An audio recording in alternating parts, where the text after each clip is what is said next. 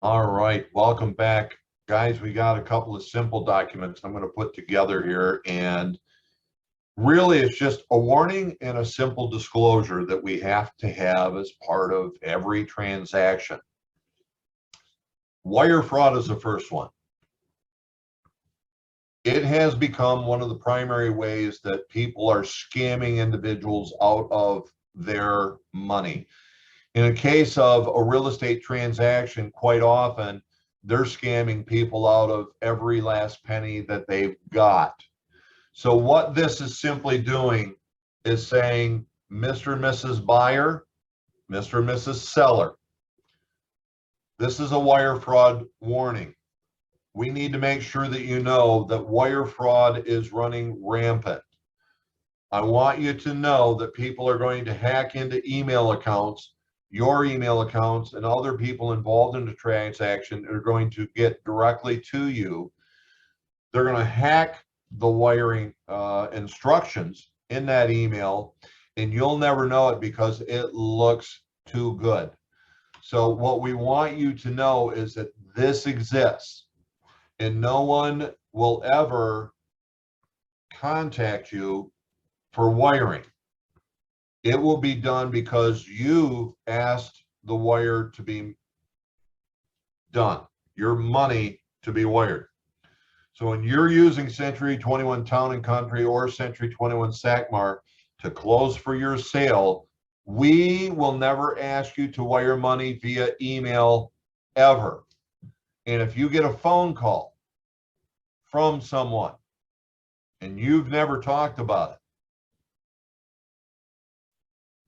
you hang up, you get a hold of your agent, you get a hold of me, you get a hold of your title company at the number you know.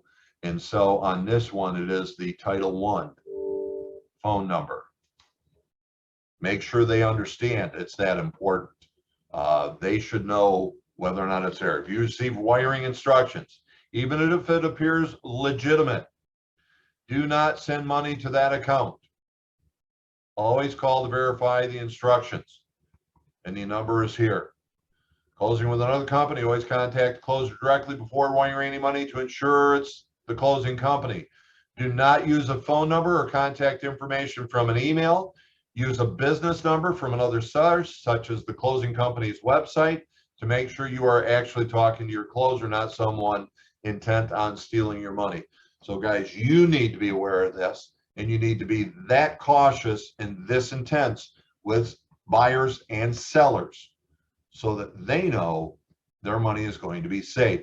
Typically, that gets done at the time of a closing unless it needs to be wired in advance.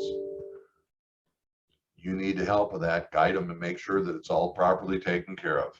All right, let's talk about the affiliated business disclosure.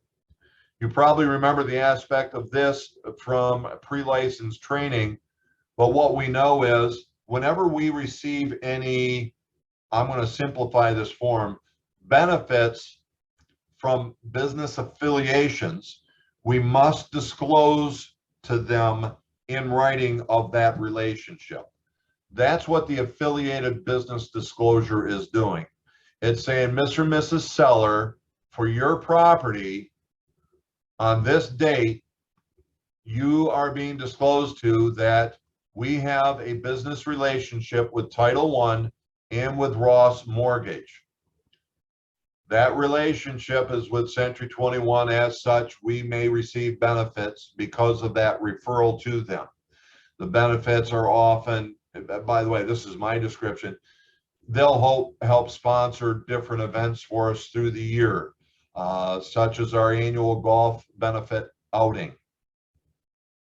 So this is simply acknowledging that title services will be provided by, that mortgage services will be provided by, and it's simply with the companies that we have business relationships with.